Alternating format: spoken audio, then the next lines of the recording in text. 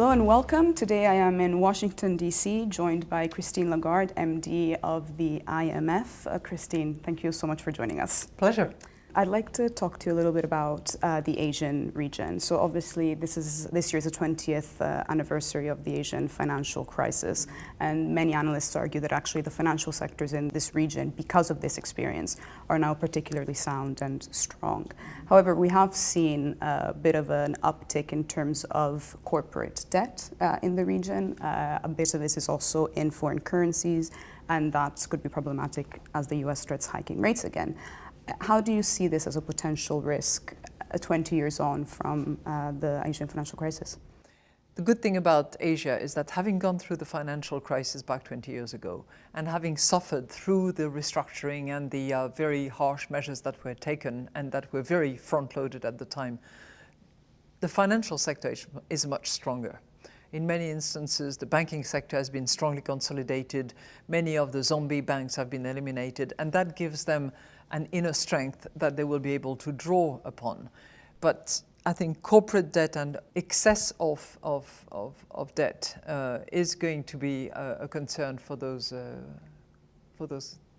entities and their sovereign, because you always have this very strong and, in a way, incestuous link between the companies, the banks, the non-performing loans that are excessive, and possibly this implied guarantee of the sovereign as a result.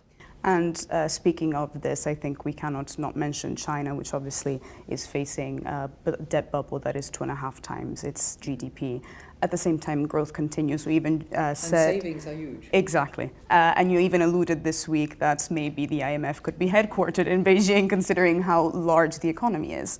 But do you think that a financial crisis in China, let's say 5-10 years down the line, if this debt bubble is not addressed properly, is this a possibility? We're quite pleased to see that the authorities at the highest level are looking at this issue very seriously and are proposing measures that we very strongly welcome in order to address the excessive debt, in order to exercise more control over the lending terms and conditions between banks and state-owned enterprises and provinces and local authorities in general.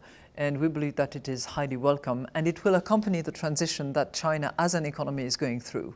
From industry to services, from being export-dominated as an economic model to being much more domestically based. I think this general movement is very welcome. So I guess also in light of the regulatory changes this year in China, we can remain quite optimistic about this market. We are completing a financial sector assessment for the whole country, and it's been a good exercise. There's been openness on the part of the authorities to look at their system, to be prepared to improve on it and to change it.